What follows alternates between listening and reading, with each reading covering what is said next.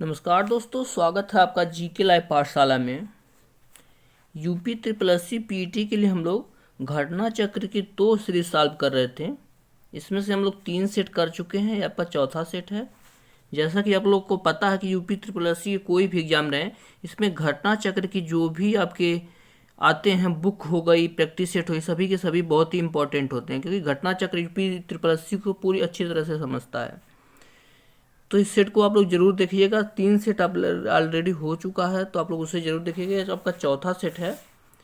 शुरुआत करते हैं। और जैसा कि आप लोग की हमेशा शिकायत रही है कि क्वेश्चन को मैं थोड़ी देर के लिए रोकता नहीं हूं, क्योंकि आप ऑप्शन में कंपेयर नहीं कर पाते हैं, तो इसलिए हम इस बार से चारों के चारों ऑप्शन पढ़ेंगे। तो आप लोग वहां से आप लोग अपने आंसर भी बताते रहिएगा। शुरुआत करते हैं पहले क्वेश्चन से। दिया गया है आपका, निम्नलिखित में से किसको चाल्कोलिथिक युग भी कहा जाता है? तो किसे कहा जाता है? पूरा पाषाण काल युग हो गया, नव पाषाण काल युग हो गया, ताम्र पाषाण काल युग या लौह युग? तो किसको कहा जाता है आपका? तो ऑप्शन नंबर सी यहाँ से सही होगा। ताम्र पाषाण युग को आपको चाल्कोलिथिक युग भी कहा जाता है। आगे देखते हैं। अगला क्वेश्चन आपका, हर्षचरित नामक पुस्तक किसने लिखी? क्या आर्यभट्ट ने लिखी, बाणभट्ट, विष्णुगुप्त और परिमल गुप्त? तो इसमें से सही हो जाएगा आपका ऑप्शन नंबर बी सही हो जाता है। यहाँ से आपका बाणभट्ट ने लिखी थी आपकी हर्षचरित्र। अगला क्वेश्चन देखते हैं। पानीपत के तीसरे युद्ध में निम्नलिखित से किसने मराठों को हराया था? तो इसमें से सही जवाब आपका बनता है क्वेश्चन नंबर तीसरे का ऑप्शन नंबर ए बनता है। अफगानों ने हराया था आपका मराठों को। ऑप्शन नंबर ए सही हो जाता है। आगे देखते हैं। 1857 की क्रांति सर्वप्रथम कहाँ से प्रारंभ हुई थी? चौथा क्वेश्चन है। तो इसका सही जवाब होना चाहिए आपका क्या लखनऊ से, झांसी से, कानपुर से या मेरठ से? तो सही जवाब यहाँ से होता है आपका ऑप्शन सी, मेरठ से हुई थी। आते हैं अगले क्वेश्चन पर। स्तंभरारी बंदोबस्त किसने लागू की थी? पांचवा क्वेश्चन है। तो इसका सही जवाब होना चाहिए आपका ऑप्शन नंबर सी, यहाँ से सही हो जाएगा आपका कार्नवालिस ने की थी आपकी। ऑप्शन सी सही हो जाता है। आते हैं अगले क्वेश्चन पर। निम्न मानव पुरुषों में से कौन भारतीय जागृति के जनक कहलाता है? तो इसका सही जवाब हो जाएगा आपका राजा राममोहन राय जो हैं वह भारतीय जागृति के आपके जनक कहलाते हैं। ऑप्शन नंबर बी यहाँ से सही होता है। आते हैं अगले क्वेश्चन पर। महात्मा गांधी ने 1930 में सविनय अवज्ञा आंदोलन कहाँ से प्रारंभ किया था? तो इसका सही जवाब होता है आपका ऑप्शन नंबर बी, दांडी से किया था। ऑप्शन बी यहाँ से सही हो जाता है आपका दांडी से। अगला क्वेश्चन देखते हैं। 1904 में क्रांतिकारी संगठन अभिनव भारत संगठित किया गया था। कहाँ से किया गया था? तो इसका सही जवाब बनता है आपका ऑप्शन नंबर डी, यहाँ से सही हो जाएगा आपका महाराष्ट्र में किया था। आपका ऑप्शन डी सही हो जाएगा। अगला क्वेश्चन देखते हैं क्या दिया गया है आपका। दिया गया आपका क्वेश्चन, निम्नलिखित में से किस एक ने सुभाष चंद्र बोस को देश नायक कहा था? तो सुभाष चंद्र बोस को देश नायक किसने कहा था? 9वां क्वेश्चन है। सही जवाब बनता है आपका ऑप्शन नंबर सी से हो जाएगा आपका रविंद्रनाथ टैगोर ने। इन्होंने ही सुभाष चंद्र बोस को देश नायक कहा था। आगे देखते हैं। निम्नांकित में से किस एक्ट के द्वारा भारत के गवर्नर जनरल को अध्यादेश जारी करने की शक्ति प्रदान की गई? 10वां क्वेश्चन है। तो इसका सही जवाब होता है आपका option number B, Indian councils act 1861 के द्वारा आपको भारत के गवर्नर जनरल को अध्यादेश जारी करने की आपकी शक्ति प्रदान की गई थी। ऑप्शन बी सही हो जाता है। अगला क्वेश्चन देखते हैं। विश्व का सबसे ऊंचा पर्वत शिखर कहाँ स्थित है? 11 नंबर का क्वेश्चन है। तो सही जवाब बनता है आपका नेपाल में स्थित है। आपका माउंट एवरेस्ट जो है आपका नेपाल में स्थित है। ऑप्शन नंबर सी सही हो जाएगा। आते हैं अगले क्वेश्चन पर। दिया गया आपका, किस ग्रह के चारों ओर वलय हैं? तो सही जवाब होता है आपका ऑप्शन नंबर डी, यहाँ सही होता है शनि ग्रह जो है इसके चारों ओर आपके वलय बने हुए हैं। अगला क्वेश्चन देखते हैं। तमिलनाडु में जाड़ों में वर्षा क्यों होती है? 13 नंबर का क्वेश्चन है। तो सही जवाब होता है ऑप्शन नंबर ए, यहाँ सही हो जाएगा आपका उत्तर पूर्वी मानसून से होती है जो तमिलनाडु में जाड़ों में वर्षा उत्तर पूर्वी मानसून के कारण होती है। और भारत में सबसे ज़्यादा वर्षा किस मानसून के कारण होती है, आप लोग बताइएगा। तो आगे देखते हैं, नर्मदा की ओर बहने वाली नदी है, यानी नर्मदा कौन सी दिशा में बहती है नर्मदा नदी जो है, तो सही जवाब बनता है आपका ऑप्शन नंबर सी से हो जाएगा, यह पश्चिम दिशा की ओर बहती है, आपका ऑप्शन सी यहाँ से सही होता है। आगे देखते हैं, भारत वन स्थिति रिपोर्ट 2021 के अनुसार देश में कुल वनावरण क्षेत्र कितना है, 15 नंबर का क्वेश्चन है, तो इसका सही जवाब बनता है आपका ऑप्शन नंबर ए, 21.71% है भारत में वनावरण कुल, ऑप्शन ए यहाँ से सही हो जाता है आपका। अगला क्वेश्चन देखते हैं, भारतीय आर्थिक समीक्षा कौन प्रकाशित करता है, तो इसका सही जवाब होता है आपका ऑप्शन नंबर बी सही है, वित्त मंत्रालय जो है वो आपकी भारतीय आर्थिक समीक्षा को प्रस्तुत करता है, प्रकाशित करता है, ऑप्शन बी सही हो जाएगा। अगला क्वेश्चन देखते हैं, 17 नंबर का क्वेश्चन है, वित्तीय वर्ष 2020-21 के अनुसार भारत का सबसे बड़ा मक्का उत्पादक राज्य कौन सा था, तो कौन सा था आपका ऑप्शन बी सही होता है, कर्नाटक राज्य जो है वह आपका मक्का का सबसे बड़ा उत्पादक राज्य है। आगे देखते हैं, जीएसटी क्या है, किस प्रकार का टैक्स है पूछा गया है, तो जीएसटी एक अप्रत्यक्ष कर है आपका, ऑप्शन नंबर बी से हो जाएगा आपका अप्रत्यक्ष कर है। अगला देखते हैं, नीति आयोग के अध्यक्ष निम्नलिखित में से कौन है, 19 नंबर का क्वेश्चन है, तो इस समय नीति आयोग के अध्यक्ष आपके प्रधानमंत्री ही होते हैं, तो सही जवाब आपका ऑप्शन नंबर सी से हो जाएगा, आपका option number C, Narendra Modi ji हैं आपके नीति आयोग के अध्यक्ष। 19 नंबर का क्वेश्चन सही जवाब ऑप्शन नंबर सी हो जाएगा। आगे देखते हैं, भारतीय रिजर्व बैंक का राष्ट्रीयकरण किस वर्ष किया गया था, 20 नंबर का क्वेश्चन। देखिए क्वेश्चन को 2-3 बार बोलने से, ऑप्शन भी 2-3 बार बोलने से आपको ये हो जाता है कि आपको दिमाग में क्वेश्चन बैठ जाता है, तो भूलने की आपकी समस्या नहीं रहती है, इसीलिए क्वेश्चन को हम लोग 2 से 3 बार बोलते हैं। क्वेश्चन आपका, भारतीय रिजर्व बैंक का राष्ट्रीयकरण किस वर्ष किया गया था, 20 नंबर का क्वेश्चन है, तो सही जवाब बनता है आपका 1949 में किया गया था भारतीय राष्ट्रीयकरण आपका बैंक होगा, ऑप्शन नंबर बी सही हो जाएगा। आगे देखते हैं, भारत में राष्ट्रीय पंचायती राज दिवस कब मनाया जाता है, 21 नंबर का क्वेश्चन है, तो सही जवाब हो जाएगा आपका 24 अप्रैल जो है इसको आपको पंचायती राज दिवस के रूप में मनाया जाता है, आपका ऑप्शन डी सही हो जाएगा। अगला क्वेश्चन देखते हैं, लोकसभा के अध्यक्ष को कौन हटाया जा सकता है, कैसे हटाया जा सकता है लोकसभा अध्यक्ष को, 22 नंबर का क्वेश्चन है, तो इसका सही जवाब बनता है आपका लोकसभा के सभी सदस्यों के बहुमत पारित करके आपके लोकसभा अध्यक्ष को हटाया जा सकता है, यानी लोकसभा के जितने भी सदस्य हैं उसमें से जो बहुमत सिद्ध हो जाएगा कि इन्हें हटाया जाए तो उन्हें हटा दिया जाएगा, ऑप्शन नंबर बी सही हो जाता है। आते हैं अगले क्वेश्चन पर, दिया गया है निम्नलिखित में से कौन एक सुमेलित नहीं है, सुमेलित नहीं है पूछा है आपका, 23 नंबर का क्वेश्चन है, तो सही जवाब बनता है अनुच्छेद 48 में आपके कार्यपालिका और न्यायपालिका से पृथक की बात नहीं की गई है। आप लोग कमेंट में बताइएगा किस में की गई है, उसी के आसपास का वो भी अनुच्छेद है, तो आप लोग कमेंट में जरूर बताइएगा कि कार्यपालिका से न्यायपालिका को पृथक करने की बात कौन से अनुच्छेद में कही गई है। अनुच्छेद, एक चीज़ आपको हिंट दे रहा हूँ कि अनुच्छेद 48 के आसपास ही है वह, बाकी सारे के सारे आपके सही दिए गए। आपके अनुच्छेद 39A में समान न्याय और निःशुल्क विधिक सहायता की बात की गई है। अनुच्छेद 40 में ग्राम पंचायतों के गठन की बात की गई। देखिए अनुच्छेद 40 वाला पिछली बार पीईटी में पूछा गया था, ग्राम पंचायतों के गठन के बारे में कौन से अनुच्छेद की बात की गई है, तो अनुच्छेद 40 में की गई है। और अनुच्छेद 44 में जो है समान नागरिक संहिता की बात की गई है। और आप लोग कमेंट में बताइए किस एक राज्य में समान नागरिक संहिता लागू है, आपके एक राज्य में आपके लागू है और कौन सा राज्य है, आप लोग जरूर बताइएगा।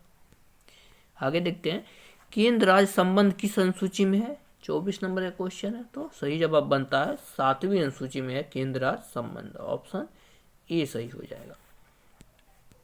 अगला देखते हैं, लोकसभा का कोरम कुल सदस्य का कितना होता है, कोरम पूर्ति कितने सदस्यों की होती है, तो 1/10 सदस्य को कोरम बोलते हैं, आपका ऑप्शन नंबर डी यहाँ से सही हो जाएगा। कुल लोकसभा सदस्य जितने होते हैं उसका 1/10 होता है, वह आपकी कोरम पूर्ति के लिए जरूरी होता है।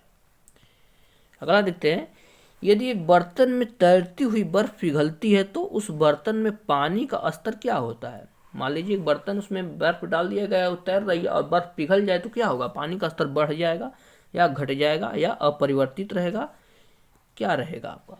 तो सही जवाब बनता है आपका ऑप्शन नंबर बी सही जवाब, कोई परिवर्तन नहीं होगा, कोई परिवर्तन नहीं होगा। आपका ऑप्शन नंबर बी यहाँ से सही हो जाता है।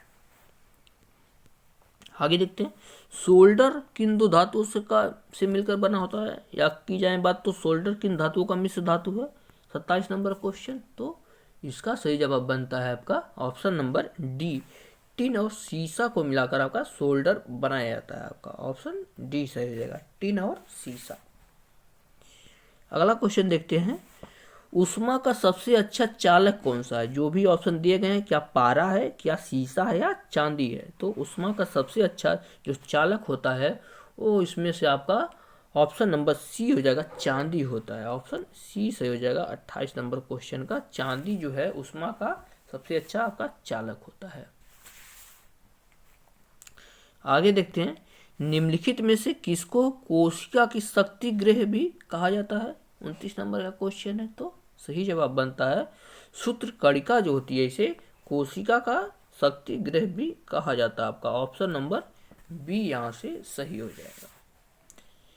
आगे देखते हैं 30 नंबर का क्वेश्चन, स्कर्वी एक बीमारी है जो गंभीर और अस्थायी की कमी के कारण होती है। तो स्कर्वी कौन से विटामिन की कमी के कारण होती है पूछा गया है। तो सही जवाब बनता है आपका विटामिन सी की कमी के कारण आपका स्कर्वी होती है। आपकी ऑप्शन नंबर सी यहाँ से सही होता है। आगे देखते हैं, मैथ को स्किप करके आगे के क्वेश्चन देखते हैं। क्वेश्चन आपका दिया गया है, निम्नलिखित विलोम युग्मों में एक युग्म शुद्ध नहीं है। तो कौन सा है जो शुद्ध नहीं है, 36 नंबर का क्वेश्चन है। सही जवाब बनता है आपका नूतन। नूतन का विलोम आपके सनातन नहीं पुरातन होता है। तो ऑप्शन नंबर डी यहाँ से सही हो जाएगा। बाकी आयात का विलोम निर्यात होता है, बद्ध का विलोम मुक्त होता है और पाप का विलोम आपका पूर्ण होता है, लेकिन नूतन का विलोम सनातन नहीं आपका पुरातन होता है। इस तरह से आपका ऑप्शन डी जो है वह शुद्ध नहीं है। अगला क्वेश्चन देखते हैं, जिनका कोई शत्रु पैदा नहीं हुआ हो वाक्यांश के लिए एक शब्द क्या है, 37 नंबर का क्वेश्चन है। तो सही जवाब बनता है आपका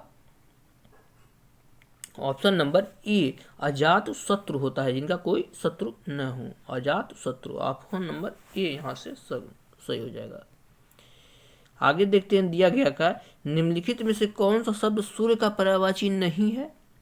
तो सही जवाब हो जाएगा दीन, दिवाकर, भानु, भास्कर, ये सभी आपके सूर्य के पर्यायवाची होते हैं। 38 नंबर का क्वेश्चन का सही जवाब होता है विभाकर जो होता है वह आपका सूर्य का पर्यायवाची नहीं होता है। बाकी दिनेश भी होता है, दिनकर भी होता है और प्रभाकर भी आपके सूर्य के पर्यायवाची होते हैं। अगला क्वेश्चन देखते हैं, दिया गया आपका निम्नलिखित में से पुल्लिंग शब्द का चयन कीजिए। पहिया, पखवाज, पखावज, लिखावट, मझधार, इसमें से कौन सा शब्द है जो पुल्लिंग होता है, 39 नंबर का क्वेश्चन है। तो सही जवाब बनता है जो पहिया होता है वह आपका पुल्लिंग होता है। ऑप्शन नंबर ए सही हो जाएगा। आवट अक्सर देखिए लिखावट है, आवट शब्द जिसमें आ जाता है वो अक्सर आपके स्त्रीलिंग ही होता है। तो पहिया जो दिया गया है आपका वो आपका पुल्लिंग होता है। बाकी के बाकी सभी आपके जो दिए गए हैं वह स्त्रीलिंग है। ऑप्शन नंबर ए यहाँ से सही हो जाएगा। 40 नंबर का क्वेश्चन है, निष्कपट शब्द का संधि विच्छेद क्या होगा, 40 नंबर का क्वेश्चन। सही जवाब हो जाएगा आपका ये आपका विसर्ग संधि आपका निर्धन कपट हो जाएगा, निष्कपट का। ऑप्शन नंबर ए यहाँ से सही हो जाएगा।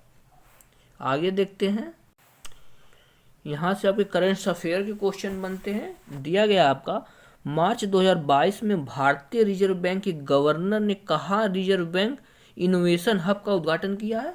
किसका उद्घाटन, आपके रिजर्व बैंक इनोवेशन हब का उद्घाटन किया है। कहाँ पर किया है, देखिए रिजर्व बैंक इनोवेशन हब, तो इसका उद्घाटन किया आपका ऑप्शन नंबर सी बेंगलुरु में किया है। आपका ऑप्शन सी यहाँ से होता है बेंगलुरु में। अगला क्वेश्चन दिया गया आपका मार्च 2022 में बाजार पूंजीकरण के संदर्भ में कौन देश विश्व का 5वां सबसे बड़ा शेयर बाजार बन गया है। कौन सा 5वां सबसे बड़ा शेयर बाजार बना है। तो सही जवाब हो जाएगा भारत जो है वह 5वां सबसे बड़ा शेयर बाजार बना। ऑप्शन नंबर बी सही हो जाएगा।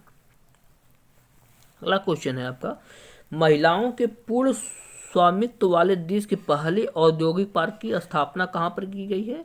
इसमें सभी कर्मचारी जो हैं वह महिलाएं ही होंगी या जो भी वहाँ के होंगे वो महिलाएं ही होंगी। तो इसका सही जवाब बन जाता है 53 नंबर क्वेश्चन का ऑप्शन नंबर डी से हो जाएगा आपका, हैदराबाद बना है। हैदराबाद औद्योगिक पार्क की स्थापना की जा रही है जो पूर्ण रूप से महिलाओं के स्वामित्व पर निर्भर रहेगा। अगला देखते हैं, अप्रैल 2022 में जारी 36वीं वार्षिक फोर्ब्स अरबपतियों की सूची 2022 में मुकेश अंबानी किस स्थान पे है? अप्रैल में जो जारी की गई थी फोर्ब्स की अरबपतियों की सूची, उसमें मुकेश अंबानी का स्थान जो है वह 10वें स्थान पे है। मुकेश अंबानी जी, ऑप्शन नंबर बी सही आपका 10वें स्थान पे है। देखिए 2022 की रिपोर्ट की बात कर रहा है, अप्रैल में जो जारी हुआ था। आगे देखते हैं, जनवरी 2022 में इसरो के किस संचार उपग्रह को सेवा मुक्त कर दिया गया है? तो इसका सही जवाब हो जाएगा आपका option number A, INSAT 4B जो है इसको सेवा मुक्त किया जाएगा, इसे अब इस्तेमाल में नहीं लिया जा रहा है। ऑप्शन नंबर ए सही हो जाएगा। अगला क्वेश्चन देखते हैं, भारत की पहली स्टील स्लैग रोड किस शहर में बनाई गई है? 56 नंबर का क्वेश्चन है। तो सही जवाब बनता है आपका ऑप्शन नंबर सी सही होता है, यहाँ से सूरत में बनाई गई है। आपका ऑप्शन सी यहाँ से सही हो जाता है। अगला देखते हैं, देश के पहले सी वीड पार्क की स्थापना किस राज्य में की जाएगी? 57 नंबर का क्वेश्चन। तो सही जवाब होता है आपका ऑप्शन नंबर डी यहाँ से हो जाता है, तमिलनाडु में की जाएगी। आपका ऑप्शन नंबर डी। आगे देखते हैं, जून 2022 में कौन से देश भांग की खेती को वैध करार देने वाला पहला एशियाई देश बन गया है? तो भांग की खेती के लिए इसको वैध करने वाला पहला देश जो है वह कौन बना है? तो थाईलैंड जो बना है वह भांग की खेती को आपको वैध करार दिया है। आपका ऑप्शन बी सही हो जाएगा। अगला क्वेश्चन देखते हैं, भारत के पहले विश्व शांति केंद्र की स्थापना किस शहर में की जाएगी? शांति केंद्र की स्थापना की बात की जा रही है, तो इसका सही जवाब बनता है आपका गुरुग्राम में की जाएगी। ऑप्शन नंबर सी सही हो जाएगा, आपका गुरुग्राम में की जाएगी। अगला देखते हैं, मई 2022 में किस राज्य में ई अधिगमन योजना की शुरुआत की गई है? 60 नंबर का क्वेश्चन है। तो सही जवाब होता है आपका ऑप्शन नंबर बी सही हो जाएगा, आपका हरियाणा में की गई है ई अधिगमन योजना। ऑप्शन नंबर बी सही हो जाएगा। आगे देखते हैं नेक्स्ट क्वेश्चन, फिनलैंड की राजधानी क्या है? 61 नंबर का क्वेश्चन है। तो सही जवाब बनता है आपका हेलसिंकी जो है वह फिनलैंड की राजधानी। आपका ऑप्शन नंबर बी सही है। अगला देखते हैं, निम्नलिखित में से कौन सा युग्म सही रूप से मेल खाता है? 65 नंबर का क्वेश्चन है। सही जवाब हो जाएगा आपका ऑप्शन नंबर सी जो है वह सही रूप से आपका मेल खाता है। भरतनाट्यम जो है वह आपका तमिलनाडु का शास्त्रीय नृत्य है। आपका ऑप्शन नंबर बी सही है। बाकी कथकली केरल का है, कथक उत्तर प्रदेश का है, दोनों अलग अलग मिला दिया है। कुचिपुड़ी आपका आंध्र प्रदेश का हुआ है, लेकिन यहाँ उड़ीसा दिया गया है। अब बाकी कथक की बात किया जाए तो ये उत्तर प्रदेश का, देखिए उत्तर प्रदेश और केरल वाले एक दूसरे से उल्टा कर दिए गए हैं। अगले क्वेश्चन पर आते हैं, विश्व खाद्य कार्यक्रम संयुक्त राष्ट्र की खाद्य सहायता शाखा है, इसका मुख्यालय कहाँ है? विश्व खाद्य कार्यक्रम का मुख्यालय पूछा गया है। तो सही जवाब बनता है आपका ऑप्शन नंबर डी, रोम में है। ऑप्शन डी सही आपका, रोम में है विश्व खाद्य कार्यक्रम का मुख्यालय। आगे देखते हैं, गुदई महाराज कौन सा वाद्य यंत्र बजाते थे? गुदई महाराज तो आपके सही जवाब होता है यह तबला वादक थे। आपका ऑप्शन नंबर ए यहाँ से सही हो जाएगा, आपका तबला वादक थे। अगला क्वेश्चन देखते हैं, 65 नंबर का क्वेश्चन है, साहित्य में नोबेल पुरस्कार प्राप्त करने वाले प्रथम भारतीय का नाम बताइए जो साहित्य में नोबेल प्राप्त किए थे। सही जवाब बनता है आपका रविंद्रनाथ टैगोर जी थे जो साहित्य में प्रथम बार नोबेल प्राप्त करते थे। कमेंट में आप लोग बताइए इनकी कौन सी रचना के लिए इन्हें नोबेल मिला था। आगे देखते हैं, बांधों को आधुनिक भारत के मंदिर किसने कहा है? बांधों को आधुनिक भारत के मंदिर किसने कहा है? तो ये जवाब होता है आपका पंडित जवाहरलाल नेहरू जी ने कहा है आपको। ऑप्शन नंबर ए सही है आपका, पंडित जवाहरलाल नेहरू। आगे देखते हैं, जून 2022 में आयोजित टेनिस की ग्रैंड स्लैम प्रतियोगिता फ्रेंच ओपन 2022 के पुरुष एकल का खिताब किसने जीता है? पुरुष एकल की बात की जा रही है, तो सही जवाब बनता है आपका option number B, Rafael Nadal ने जीता है आपका। ऑप्शन बी सही है आपका, राफेल नडाल ने जीता है आपका फ्रेंच ओपन का पुरुष एकल का खिताब। 68 नंबर क्वेश्चन देखते हैं, पुस्तक mind master winning lessons from A champions life के लेखक कौन है? तो इसका सही जवाब बनता है 68 नंबर क्वेश्चन का ऑप्शन नंबर डी बनता है, विश्वनाथ आनंद जी ने जीता है आपका। ऑप्शन नंबर डी यहाँ से सही हो जाएगा। आगे देखते हैं, अप्रैल 2022 में पहला लता दीनानाथ पुरस्कार किसे प्रदान किया गया? बहुत बार क्वेश्चन पूछा जाएगा पेपर में, क्योंकि पहली बार आपके प्रधानमंत्री नरेंद्र मोदी जी को यह पुरस्कार दिया गया आपका। ऑप्शन नंबर बी सही हो जाएगा, प्रधानमंत्री नरेंद्र मोदी। आगे देखते हैं, मई 2022 में संपन्न हुई इंडियन प्रीमियर लीग के 15वें संस्करण खिताब किसने जीता है? 70 नंबर क्वेश्चन है, सही जवाब बनता है गुजरात टाइटंस ने जीता। पहली बार एक टीम बनी है और पहली बार ही इन्होंने खिताब को जीत लिया है, गुजरात टाइटंस ने। अगले क्वेश्चन पर आते हैं, यहाँ से आपका गद्यांश दिया गया, उसे पढ़कर आपको आंसर बताने हैं। तो गद्यांश को एक बार पढ़ते हैं, उसके बाद इसका आंसर देंगे। दिया गया गद्यांश में, रिक्शे पर मीरा के साथ हंसती बोलती रितु घर पहुंची, सीढ़ियां चढ़ने लगी तो कुछ झगड़ने की आवाज़ सुनाई दी। ऊपर पहुंची तो देखा दोनों आजू बाजू वाली पड़ोसन झगड़ रही थी। अपने दरवाजे के पास खड़ी होकर उसने कुछ देर तक उनकी बातें सुनी तो झगड़े का कारण समझ में आया। एक की महरी ने घर साफ करके कचरा दूसरे के दरवाजे की ओर फेंक दिया था। इसी बात का झगड़ा था। रितु ने दोनों को समझाया बुझाया, आखिरकार कचरा फेंकने वाली महरी को बुलाया गया। उसने झाड़ू थामी और कचरा सीढ़ी की ओर ढकेल दिया। फिर वह महरी अंदर चली गई। दोनों पड़ोसन भी अंदर जाकर अपने अपने द्वार बंद कर लिए। रितु खड़ी खड़ी देखती रही। जो सीढ़ी पहले से ही गंदी थी वह और भी गंदी हो गई। रेत का तो साम्राज्य ही था, कहीं बादाम के छिलके पड़े थे तो कहीं चुसी हुई ईंख के लच्छे, कहीं बालों का गुच्छा उड़ रहा था तो कहीं कुछ और। मन तृष्णा से भर उठा। सोचा इस सीढ़ी से चढ़कर सब अपने घर तक आते हैं। उसने उतरकर दफ्तर बाजार आदि अपनी इच्छित जगहों पर जाते हैं, पर इसे कोई साफ नहीं करता। उल्टे सब इस पर कचरा फेंक देते हैं। साझे की सीढ़ी है, न गंदगी बिखेरने का हक सबको मिलता है और साफ करने का कर्तव्य किसी को नहीं। स्वच्छता तो जैसे अनबूझी तृष्णा हो गई है। ये तो था आपका गद्यांश। इस पर क्वेश्चन कैसे बनते हैं, रीतु को कैसे आवाज़ आने लगी? तो आप लोगों ने गद्यांश में पढ़ा कि लड़ने झगड़ने की आवाज़ आने लगी, तो यहाँ से आपका ऑप्शन नंबर ए सही हो जाएगा। क्वेश्चन दिया गया, महरी किसे कहा जाता है?